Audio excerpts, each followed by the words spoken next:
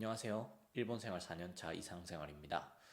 오늘은 제가 일본을 살면서 주거 생활에 어떠한 불편한 점이 있었는지 시간 순으로 계약할 때부터 실거주할 때, 이제 퇴거할 때까지 어떠한 것들이 이제 불편했고 이러한 것들을 참고로 해서 여러분들이 일본 생활을 시작하실 때 혹은 뭐 이사를 하신다고 할 때 도움이 되었으면 해서 이렇게 영상을 찍게 되었습니다. 먼저 주거 생활에 있어서 불편했던 점, 이제 이사를 하면서 겪었던 그런 불편한 점들에 대해서 경험을 바탕으로 좀 이야기를 드리려고 합니다. 첫 번째는요, 이제 계약 편인데요. 제가 이제 처음 집을 구하려고 했을 때 5군데 정도 집을 봤는데 꽤 괜찮네요. 집도 이제 보고 나서 여기 계약하고 싶은데 혹시 계약 가능한 집들인가요? 하고 이제 물어봤을 때 부동산 측에서 한 얘기가 뭐냐면은 죄송한데 5건물 중에 3건물은 이제 외국인분은 계약이 안 되는 집입니다. 죄송합니다라고 이야기를 드렸습니다. 이러한 사례와 같듯이 이제 실제로 자기가 굉장히 괜찮다 했다고 했던 집이라고 해도 외국인 분들은 아예 계약이 안 되는 곳들이 있습니다. 뭐 왜냐면 이제 커뮤니케이션이나 아니면 그런 문제들도 있고 기본적인 룰을 잘 못 따르는 경우가 있다고 생각을 하나 봐요. 이제 그러한 거를 좀 회피하고 싶으니까 이제 외국인들이랑 계약을 안 하나 본데 그러한 불편한 점이 있었습니다. 정말 괜찮은 집이었었는데 외국인 안 받는다고 해서 뭐 다른 집을 알아볼 수밖에 없었어요. 그게 첫 번째고요. 계약할 때 이제 불편한 점 두 번째로는 바로 보증인이 필요하다는 겁니다. 월세 집을 구한다고 할 때 혹시 월세를 미납한다던가 아니면 좀 체납한다 그러한 경우가 있으면은 그걸 대신 내줄 사람이 보장이 되어 있어야 돼요. 그게 이제 보증인이라는 제도인데 보증인은 일본인이어야 하는 룰이 있습니다. 그래서 저 같은 경우는 이제 제가 부인이 있었으니까 부인한테 보증을 서달라고 했었지만은 보증을 서줄 일본인이 없는 경우에는 보증회사를 이용하곤 합니다.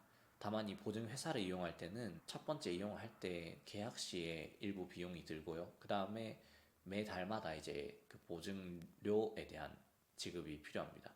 그런 추가 비용이 발생한다는 점이 조금 외국인으로서 불편한 점이 아닌가 생각합니다. 예. 이게 제가 생각하는 이제 계약 시의 불편한 점 두 가지였고요. 세 번째는요. 복잡한 이제 계약 금액에 대한 이야기입니다. 계약을 할 시에 일본 같은 경우에 초기 월세 계약을 할 때 시키킹, 레이킹, 야칭 이렇게 세 가지로 분류가 됩니다. 시키킹 같은 경우에는 우리나라 보증금 같은 경우로 생각하시면 돼요. 초기에 이제 월세분 아니 월세 2배분 정도 이제 요금을 내고 나중에 퇴거할 때 돌려받을 수 있는 금액이고, 레이킹 같은 경우는 이제 월세를 계약하면서 이제 집주인분에게 그냥 감사하다는 의미로 보내는 돈이라고 생각하시면 됩니다. 그렇기 때문에 이제 퇴거하실 때 돌려받으실 수 없어요. 그다음에 월세는 말 그대로 월세입니다. 이렇게 세 가지가 있는데 그러한 복잡한 게 있다. 그래서 이제 실제 계약을 하실 때에는 레이킹이 있냐 없냐 혹은 레이킹이 맞냐 시키킹이 맞냐 이런 것들 좀 잘 구별하셔서 계약을 하실 필요가 있습니다. 계약할 시 복잡한 금액 구조가 계약 시 불편한 점 세 번째였고요. 이제 실제 거주 편에 대해서 좀 이야기를 드리려고 합니다. 실제 거주할 때 어떤 게 불편했냐 하면은 첫 번째로 이거는 좀 알아두셔야 하는데 초기에 들어오시면은 아무것도 없어요. 있는 것은 오직 에어컨이랑 전기 콘센트 그 다음에 없었습니다. 예, 이거밖에 없었어요. 뭔 소리냐 하는데 일본 같은 경우는 우리나라에서 이제 월세집을 살아보셨던 분들이면 아시겠는데 보통 이제 옵션으로 뭐가 들어가 있습니까? 전자레인지, 가스레인지, 그 다음에 냉장고, 세탁기, 침대도 TV도 있는 경우도 있죠. 그 다음에 인터넷 와이파이도 있는 경우가 있죠. 지금 세어봐도 7가지 정도 옵션이 이제 들어가 있는 경우가 되게 많습니다. 하지만 이제 일본 같은 경우는 전자레인지, 가스레인지, 냉장고, 세탁기, 침대 뭐 다 없어요. 솔직히 말하면 다 없어요. 있는 집이 오히려 드뭅니다. 그리고 심지어 전등도 없습니다. 처음에 들어오면은 첫날에는 이제 전등을 사지 않는 이상은 그냥 깜깜한 방 안에서 하루를 지내야 합니다. 저도 처음에 일본에 왔을 때 전등이 없어가지고 이제 핸드폰 라이트로 좀 살았던 기억이 나요. 그 다음날 이제 전자제품 파는 곳에 가서 이제 조명을 구입해서 살았었는데 첫날에는 진짜 이불 빼고는 없었습니다. 이불도 이제 겨우 타이밍 맞춰서 택배를 보내와가지고 쓸 수 있었는데 그 전엔 아무것도 없었어요. 진짜 텅 빈 방 안에서 깜깜하게 그냥 지냈었던 기억이 납니다. 다행히도 전기는 들어왔었습니다. 네, 이러한 경우가 있었고요. 그러니까 초기에 이제 들어가실 때 이런 게 없다는 걸 다 알아두셔야 되고 초기 비용도 계산을 하실 때 아까 말한 시키킹, 레이킹, 월세 1개월분 정도 플러스 이제 필수 생활품 있죠. 전자레인지랑 세탁기, 가스레인지, 침대도 있어야 될 거고 아니면 그냥 이불이어도 괜찮은데 이런 것들이 다 이제 초기 비용으로 드니까 생각 이상으로 여러분들이 이제 한국에서 월세 계약했던 것들과는 다르게 많은 초기 비용이 듭니다. 평균적으로 제가 보기엔 한 3, 400 가까이는 드는 것 같아요. 월세 계약하고 이사 비용하고 초기에 필요한 가전제품을 사는데 다 합쳐서 최소 잡는다고 해도 3, 400은 들 것 같습니다. 물론 이제 경우에 따라서 요즘에는 한국인 부동산을 통해서 이제 그런 옵션들이 달려있는 집들도 계약이 가능한데 이제 저 같은 경우는 그런 걸 몰랐었으니까 사실 그냥 맨 땅에 헤딩이었는데요. 뭐 그런 경우도 있다라고 생각을 해주시면 좋을 것 같습니다. 이게 제가 실거주하면서 처음으로 느낀 불편한 점이었습니다. 두 번째로는 이제 실제 잠을 자고 생활을 하면서 느낀 점인데요. 일본 같은 경우에는 특히 이제 좀 저렴한 펜션이나 아니면은 원룸을 좀 찾다 보면은 생각보다 굉장히 집이 오래된 경우가 많습니다. 이러한 경우에는 단열이 잘 안 되고 춥고 그렇습니다. 근데 이게 비단 낡은 건물들만의 문제들이 아니라 대부분 이제 일본 건물들은 내진 설계나 그런 걸 위해서 이제 조금 벽을 얇게 하는 경우가 있어요. 혹은 대부분이 목조주택으로 되어 있기 때문에 상당히 춥습니다. 목조주택이라고 해도 방열재가 그렇게 빵빵하게 잘 들어가 있는 경우가 잘 없어요. 저희 집 같은 경우는 겨울 영하 10몇 도 갔을 때 집안에서 이제 입김이 나왔었거든요. 보고 놀랬어요. 와, 집안에서 입김이 나온다 하면서 이제 놀랬었는데 그걸 이제 뭐 가족과 대도 공유하니까 그게 사실이냐 말이 되는 소리냐 하고 이야기를 들었던 기억나는데 그것 때문에 제가 궁금해서 방 안에 온도계를 하나 놨었거든요. 온도계를 보니까 5도가 찍히는 거예요. 5도가. 한겨울 낮에 거실의 온도가 5도가 찍히는 거예요. 물론 이제 침실은 조금 더 따뜻했는데 햇빛이 잘 들고 그래서 그래도 이제 10도 이하 그 정도였던 기억이 납니다. 그래서 생활을 할 때도 이런 얇은 옷이 아니라 상당히 두꺼운 파자마를 입고 이제 잠을 자지 않으면은 너무 추워서 깨는 경우가 허다했어요. 그리고 양말도 꼭 신었어야 했고요. 수면 양말도. 그러한 식으로 이제 단열이 잘 안 된다. 이러한 게 불편한 점이라고 저는 볼 수 있겠습니다. 근데 물론 이제 대비를 잘 하시고 전기장판을 가져오시던지 하면은 괜찮을 거예요. 다만 이제 일본 같은 경우 온돌이 없고 대부분 이제 에어컨으로 난방을 하기 때문에 건조해지고 그러는 경우가 있으니까 개인적으로 한국에서 전기 매트를 가져온다던가 온수 매트를 산다던가 뭐 그런 식으로 대비를 하는 것도 좋은 방법의 하나라고 봅니다.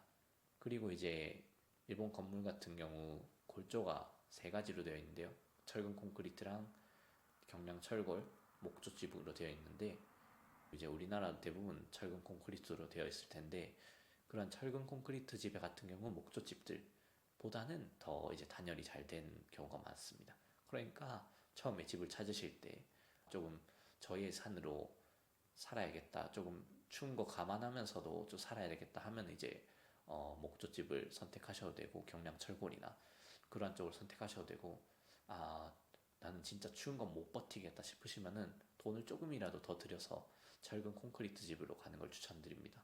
다만 철근 콘크리트 집으로 간다고 해도 춥습니다. 그거는 확실해요. 저도 이제 처음 집은 철근 콘크리트 집이었기 때문에 아는데 추웠습니다. 지금 제가 살고 있는 실내 온도가 5도 되는 그런 정도의 집은 아닌데 춥긴 추웠어요. 그러니까 잘 대비를 하시고 오시는 걸 추천드립니다. 그리고 이제 실거주하면서 느낀 불편한 세 번째인데요. 세 번째는 이제 방음이 잘 안 되는 거. 이거는 방열이랑 똑같은데 벽이 얇다 보니까 이제 옆집에 자기 소리가 들리는 것도 많고 그것 때문에 신경도 많이 써야 되고 이제 옆집으로부터 저희 집에 들리는 소리도 많습니다. 저희 집 같은 경우는 지금 1층, 2층 다 저희 집이거든요. 대신에 이제 1층, 2층 있고 옆에도 집이 있는 경우에요. 따닥 붙어 있어요. 벽 하나로 이제 집이랑 집이 나누어져 있는데 옆집에서 이제 계단 오르락 내리락 하는 소리가 이제 저희 집에서 들립니다. 그것 때문에 스트레스를 받는 경우도 있는데요. 그러니까 소음 같은 경우도 굉장히 민감하다라는 걸 알아두시면 좋겠습니다. 네, 이렇게까지 해서 실제로 거주할 때 불편했던 점 3가지 이야기 드렸습니다. 그리고 이제 마지막은요, 퇴거를 하실 때 불편한 점인데, 일본 내에서 이제 이사를 하려고 집을 알아보시고, 이제 퇴거해야겠다 하시는 분들 계실 텐데, 퇴거를 할 때는 이게 정말 불편한 게, 우리나라 같은 경우는, 저 퇴거합니다. 저 이제 나갈 거예요. 하면 이제, 예, 그래요. 이때까지만 살고, 이제 짐 다 빼고 나가주세요. 하는데, 일본도 그렇습니다. 짐 다 빼고 나가주세요. 이날까지 짐 다 빼주고 나가주세요. 하는데, 플러스 알파로 이제 이날은 저희 이제 담당자분과 같이 집 내부 어떻게 사용하셨는지 좀 확인을 하고 이 부분, 이 부분, 이 부분 수리를 하려고 하면은 이제 동의를 받아야 하니까 동의를 받는다기보단 그냥 돈 뜯겠습니다 하면서 이제 저희 이제 수리할 때 돈 드니까 참고하세요 정도로 이제 다치아이 켄사라는 걸 합니다. 이제 실제로 제가 살았던 이 집에 대해서 제가 어떻게 썼는지, 만약에 이러한 시트지 있잖아요. 시트지 같은 경우를 뭐 훼손했다고 치면은 그거에 대해서 이제 수리하는 요금을 물어내야 된다던가, 아니면은 벽지를 웬만하게 좀 더럽게 써버려서 오염이 돼가지고 교체를 해야 된다. 아니면은 바닥에 엄청난 구멍이 났다 이런 거 같은 경우는 직접 이제 검사를 하면서 그 하나 둘씩 이제 확인을 합니다. 확인을 해서 이 부분 이 부분은 수리해야겠습니다. 나중에 제가 그 수리 비용 같은 경우는 청구를 하겠습니다. 라고 이제 와요. 이제 그 수리 비용 청구하려고 하는 그 하루가 있잖아요. 이제 그 타치아이 켄사 하는 하루는 꼭 이제 와야 되기 때문에 혹시 자신이 다른 먼 지역에 이사를 간다 했을 경우도 타치아이 켄사 하는 날은 꼭 이제 동석을 해서 그 검사하시는 분 담당자 분이랑 같이 이제 검사를 하게 됩니다. 사실 저는 이제 이때까지 이사를 2번밖에 안 해봤기 때문에 다 이제 다치아이検사를 했었거든요. 안 하는 경우도 있을지는 모르겠는데 아무튼 이제 그 검사 이제 결과를 바탕으로 저한테 청구서가 옵니다. 청구서가 오면은 그 비용을 처음에 맡겨놨던 시키킹 있잖아요. 보증금이라고 했죠. 그 보증금으로부터 뺀 금액을 이제 저한테 돌려주게 됩니다. 이건 한국도 똑같을 거예요. 보증금 넣으면은 수리 비용 빼고 이제 남은 금액을 저한테 돌려주는 경우가 있습니다. 이렇게 이제 퇴거 시에도 이제 불편한 점 이야기 드려봤는데요. 추가로 이제 이야기 드리고 싶은 불편한 점이 하나 더 있는데 바로 분리수거입니다. 분리수거는 대한민국 사람들이라면 분리수거 짱 잘하죠. 페트병 잘 분리수거하고 절제 캔 이런 거 잘 분리수거 할 겁니다. 그래서 사실 일본도 분리수거 같은 경우는 조금 더 까다롭긴 한데 한국 사람들이라면 큰 문제가 없습니다. 분리수거 자체는 문제가 없거든요. 다만 이제 분리수거 한 거 그리고 일반 쓰레기 이런 거를 내는 날이 딱딱 정해져 있어요. 무슨 요일에는 뭐 내라, 무슨 요일에는 뭐 내라 이런 게 딱딱 정해져 있고 그날에 안 내면은 회수 안 해갑니다. 회수 안 해가고 혹시 집주인분이 뭐 관리자분이 계시면은 추적해서 혼이 나요. 한번 그런 적이 있었었는데 그렇게 하면 안 되고요. 딱 이제 정해진 날에만 내셔야 되고, 그리고 혹시 이제 일반 쓰레기 있잖아요. 타는 쓰레기, 일반 쓰레기 안에 뭐 캔을 넣었다던가 아니면은 유리병을 넣었다던가 했을 때 수거를 안 해가는 경우가 되게 많습니다. 저도 처음에 한번 이제 실수로 유리병을 그 일반 쓰레기에 넣어서 배출해버린 적이 있는데, 이제 그때는 저 같은 경우 이제 맨션에 살았어서 맨션 호실을 이제 쓰레기 봉투에 적게 돼 있었어요.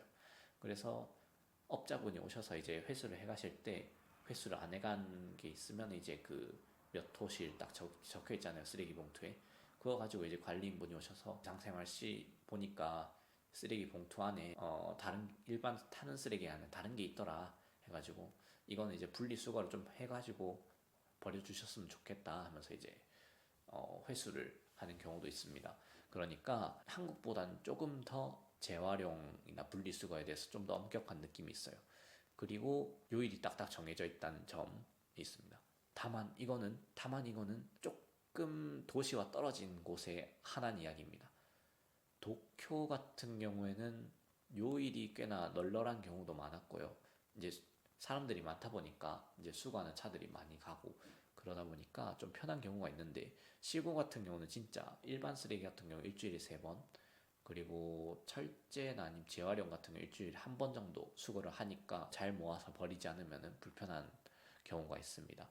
그리고 시간대도 딱 정해져 있기 때문에 전날 저녁 늦게부터 이제 다음날 아침 일찍까지 버리지 않으면 안 되니까, 낮에 버리러 가야지 룽룽 이러고 이제 버릴 수 있는 환경이 아니에요. 그러면 이제 혼납니다. 그건 이제 룰을 위반하는 거니까 그런 거 하시면 안 되고, 평범하게 이제 룰을 지켜가면서 해야 할 게 많다. 그렇다 보니까 이 룰도 있고 처음에 계약할 때도 불편하고 이런 것도 여러분들 다 있을 텐데, 살다 보면은 다 적응이 돼가는 부분이긴 합니다만, 초기 비용에 관해서는 저는 이거는 좀 한국에 비해서는 월등히 좀 나쁜 포인트라고 해야 되나? 이런 게 있습니다. 제가 이제 전세를 해본 적도 없고 한국에서 매매를 해본 적도 없고 일본에서 아직 매매를 해본 적이 없는데, 그 점에 대해서는 제가 이야기를 못 드리는 게 좀 아쉬운 점이 될 수는 있긴 한데요. 일단 월세 위주로 저는 오늘 이렇게 일본에서 실제 겪을 수 있는 주거 관련 불편함에 대해서 이야기를 드려봤습니다. 물론 이제 일본 주거 환경이 무조건 나쁘다는 것은 아닙니다. 뭐 주거 환경에 따라서 이제 한국만큼은 아니지만 이제 다른 나라들에 비하면 깔끔하고 치안이 좋은 편이라고 저는 생각을 해요. 대한민국처럼 이제 CCTV가 모든 곳에 이제 깔려 있고 그러한 정도는 아닌데, 그래도 치안이 좋은 편이라고 생각하고, 우리나라처럼 이제 물건을 놔둬도 이제 혹시 뭐 잃어버려도 분실하기 어려운 점이라던가 뭐 그런 점도 있습니다. 하지만 이제 여러분들이 진짜 일본에 정착을 하고 싶다, 혹은 이제 워킹홀리데이처럼 이제 장기 거주를 조금 1년을 넘는 장기 거주를 생각하고 계신다 하면은 집을 계약하는 거 꼭 필요할 겁니다. 이러한 집을 하는 점에 있어서 이러한 주의점들, 불편한 점들 미리 좀 알아두시고, 예산 같은 경우에도 조금 넉넉하게 준비를 해두시고 오시는 게 좋다고 저는 생각을 합니다. 입주를 예정하고 계시는 분들에게 조금이나마 좀 도움이 되었으면 합니다. 이제 혹시 여러분들도 일본을 주거하시면서 이제 불편했던 점들 혹시 있으시면 공유도 할 겸 댓글도 달아주시면 감사하겠습니다. 그리고 계속적으로 제가 이제 영상을 업로드를 할 예정인데, 혹시 일본 생활에 대해서 이런 게 궁금하다 하시면은 댓글로 알려주십시오. 댓글로 제가 대답할 수 있는 건 대답을 하고, 조금 더 이제 상세하게 설명을 하고 싶은 점들에 대해서는 따로 영상을 제작하거나 커뮤니티에 올리거나 생각을 해볼 테니까 댓글 많이 달아주시면 감사하겠습니다. 마지막으로 이제 좋아요랑 구독 버튼도 한 번씩 눌러주시면 감사하겠습니다. 이상 이상생활이었습니다.